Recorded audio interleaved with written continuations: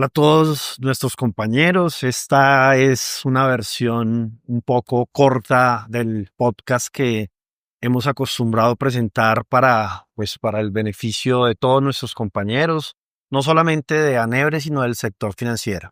Y pues quisiera que no perdiéramos la costumbre de lo que ocurre en nuestro podcast, que Marcio nos ayudara con una pequeña presentación de cuál es el papel que tú haces en Uniaméricas. Sí, claro. Primero, gracias, Alain, por la invitación. Es un placer para nosotros desde UNI estar aquí con ustedes. Soy el secretario regional responsable por el trabajo de nuestro sindicato mundial en todo el continente americano. Estamos aquí hoy en la reunión de nuestro comité ejecutivo y nuevamente feliz por estar en Colombia y quiero agradecer también de poder estar hablando un poquito con los compañeros y compañeras del sector financiero, pero principalmente con todas los afiliados, las afiliadas de Anebre. Muchas gracias, Marcio. Hay una pregunta que resulta obligatoria, Marcio, y es ¿por qué es importante que los sindicatos colombianos pertenezcan a UNI? Bueno, primero nosotros somos parte de una gran organización internacional, una organización que representa más de 100 millones de trabajadores en todo el mundo, en 14 sectores de actividad, entre ellos el sector financiero, y que tenemos afiliados a nosotros más de 20 millones de trabajadores. Y nosotros entendemos que el trabajo que hacemos como organización es generar poder sindical en 3 ejes importantes.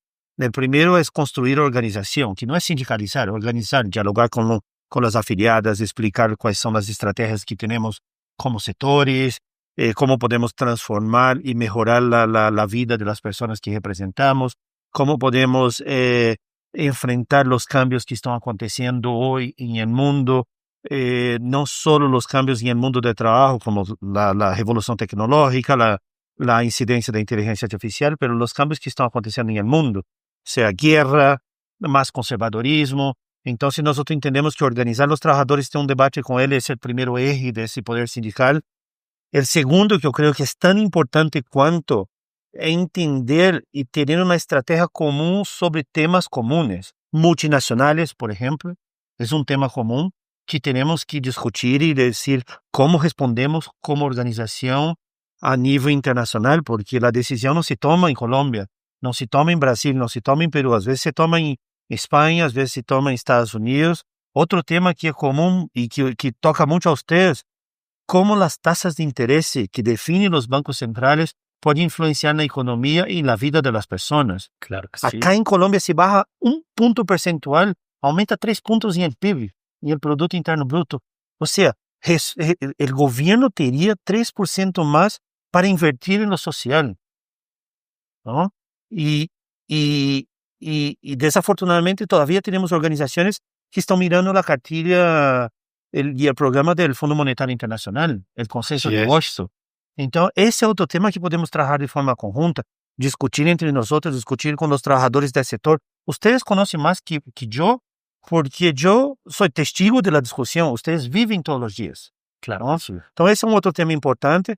Y el tercer tema que para mí es lo más importante de todos, es cómo nosotros, como organización de la sociedad, podemos reforzar las estructuras democráticas. Ok. ¿Cómo podemos ser la voz que defiende la democracia? El multilateralismo internacional, las organizaciones internacionales, las organizaciones nacionales, el respeto al derecho del voto. Tenemos situaciones como uno de los candidatos de Chile ahora que cree que mujeres no deberían votar. Estamos en 2025. Marcio, ¿y cómo como organización podemos hacer frente a ese avance de esa extrema derecha que pareciera se está tomando de nuevo el poder a partir de un discurso populista que al final del tiempo termina castigando tan duro a ese pueblo que le vota? Y yo creo que empieza con lo que tú dijiste, hacer frente, enfrentar. Yo creo que no podemos tener miedo de enfrentar. No, ese es el primer paso. ¿Y qué es enfrentar? Enfrentar con nuestras bases, conversar con ellos y explicar cuáles son las consecuencias. No es lo mismo tener un gobierno fascista que tener un gobierno que tiene una visión social. No es lo mismo. No es lo mismo. No es lo mismo. Mirar los compañeros de Argentina lo que están pasando con Milei. Mirar lo que está haciendo Trump en Estados Unidos. Los hoteles están vacíos porque la mensaje no queremos extranjeros. Los precios de la alimentación están subiendo porque impuso tarifa a todos. Y no hay campesinos que recojan las cosechas. Una casa a los inmigrantes, una locura. Así es. Los migrantes. Entonces no es lo mismo, ya está demostrado. Pero tenemos que explicar esto, o sea, dejar la terminología común, combate al fascismo, la extrema derecha, y explicar cuál es la consecuencia en la vida de las personas. Que va a tener menos trabajo, que no va a tener acceso a la salud, que no va a tener acceso a la educación. Milei cortó todos los costos de educación. Los jóvenes de Argentina ya no tienen más acceso a la universidad, que era un ejemplo para todos. Yo, en mi país, mucha gente se iba a Argentina a estudiar. De Colombia, sé también que mucha gente se va. Claro que sí. Ya no pueden más, ni los argentinos. Entonces no es lo mismo y tenemos que tener una alternativa. Lo segundo es enfrentar con propuesta. ¿Cuál es la alternativa? Y ahí hoy hablamos mucho sobre esto. Se habla mucho de crecimiento. No, ¿cuál es la alternativa de desarrollo? ¿Qué podemos aprovechar más de nuestros países? ¿Qué Colombia puede aprovechar más? Queremos ser solo extractivistas, producir banana, café. Me gusta el café de colombiano. No quiero que deje de producir esto. Pero queremos solo esto, queremos tener una planta industrial. Queremos hacer la discusión del cambio climático y la reconversión de energía acá. No tener que comprar un panel solar que se fabrica en Suecia o Dinamarca. Y eso se puede hacerlo. Claro que sí. Y eso genera empleo, genera opciones para los jóvenes estudiar, genera renta, mueve economía y principalmente no solo crecemos, desarrollamos el país. Marcio, desde el movimiento sindical, digamos que uno está en una constante discusión entre lo que ocurre en el movimiento sindical y la patronal. Pero ¿cómo hacer para irradiar, digamos, como las actividades y la necesidad de ese cambio a quienes ni siquiera tienen un trabajo estable en este país? Claro, y esa es una grande porque a veces el discurso sindical queda corto. ¿Y por qué queda corto? Porque nosotros hablamos con aquellas personas que están empleadas y tienen un contrato, puede ser lo peor que sea, puede ser un contrato por tiempo de trabajo, un contrato por proyecto, tiene un contrato, pero no hablamos con una parte de la población que está saliendo para ganar el día, que en Colombia es 51%. Así es. 51%, que tiene que salir todos los días para recibir y con este dinero se va a comer el día siguiente. Entonces tenemos que tener un modelo que es integral, tenemos que pensar en los trabajadores dentro de nuestros sectores, pero tenemos que tener un proyecto de sociedad. ¿Cómo hacemos para evitar la precarización? ¿Qué manera podemos formalizar más? ¿Cómo podemos romper esa retórica de crecimiento y acumulación de riqueza que no genera desarrollo? Porque es el crecimiento que tenemos. América Latina en los últimos 35 años ha crecido ha crecido en promedio más de 4,5% por año. Europa 1,5%, Estados Unidos 1,5%. Pero los recursos no quedan acá. No, todo se va. Y se concentra en la mano de pocas personas, porque tampoco se va a los trabajadores de Europa. Porque se aumentó la pobreza, se destruyó el estado de bienestar. Es la creación de mega ricos. Exactamente. Entonces tenemos que discutir eso. Entonces hay modelos que pueden, la renta mínima para la población más pobre, cómo incrementamos y apoyamos las situaciones de las personas que necesitan de cuidado, generando trabajo de cuidado para aquellas personas que están en la casa y no pueden salir a trabajar, que puede ser un profesional de cuidado y puede cuidar su hijo, pero puede cuidar 2 o 3 o 4 personas al mismo periodo y tener una remuneración por esto. Claro que sí. ¿Y de qué manera conseguimos los recursos? Que los ricos, que los mega ricos se hagan responsables. Tenemos que hacer un debate sobre la responsabilidad de los mega ricos. Brasil ahora, el presidente Lula ha hecho una propuesta. Isentar las personas que ganan hasta $1,000. Isentar impuestos sobre la renta. Eso equivale a 10 millones de personas. Ok. Ese dinero se va a volver a la economía, ¿correcto? ¿Cómo compensaría esto? Tasaría en 4% las 100,000 personas más ricas de Brasil. Ok. Y la derecha es contra. Sí, suele pasar y nos ha pasado.